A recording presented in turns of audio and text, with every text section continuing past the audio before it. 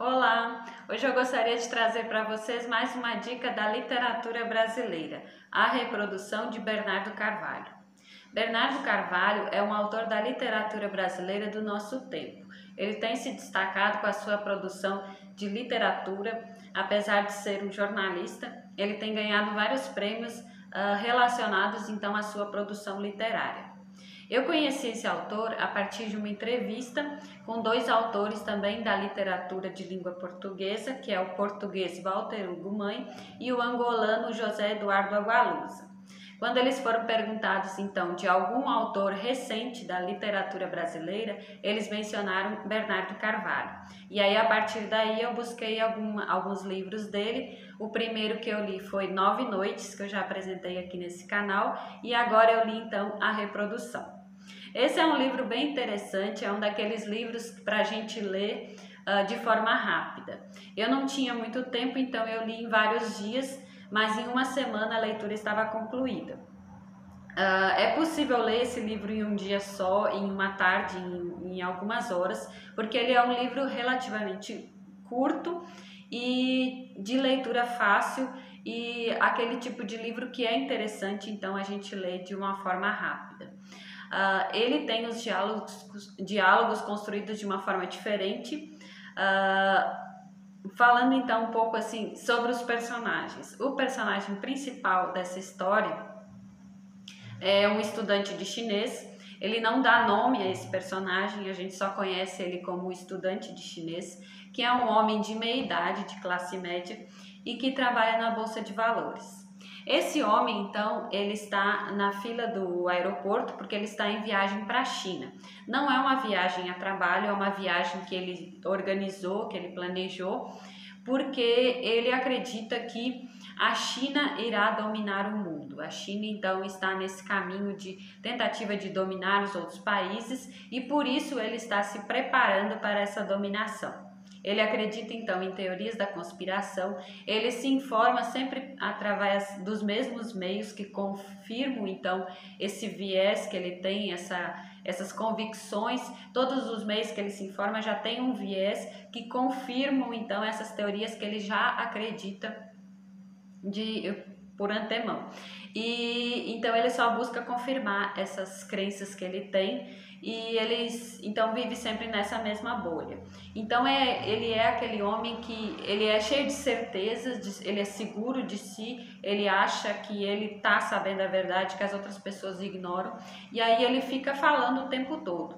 Ele está na fila do aeroporto e aí ele vê que na fila está também a sua professora de chinês. Ele estudava chinês numa escola de línguas e essa professora desapareceu há alguns meses, já tem alguns meses que ele não está estudando e aí ele vê ela na fila. Quando ele vê ela, imediatamente ele vai cumprimentá-la. Só que nesse momento alguém leva essa mulher de forma misteriosa, ele não sabe para onde ela foi. E em seguida ele é chamado então por um agente da Polícia Federal para prestar um depoimento. Ele fica inicialmente sem saber o que está acontecendo e ele começa a ser interrogado.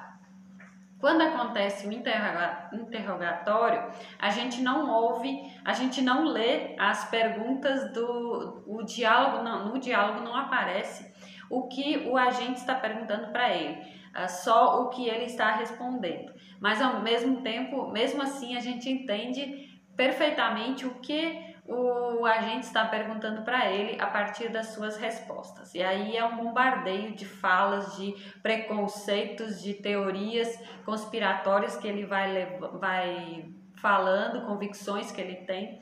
E é muito absurdo assim as coisas que ele fala e ele tem muita certeza de tudo isso. Então por isso o título do livro, né, a reprodução. Ele fica reproduzindo então teorias que ele lê e que ele vai amarrando e tendo muita certeza sobre tudo aquilo.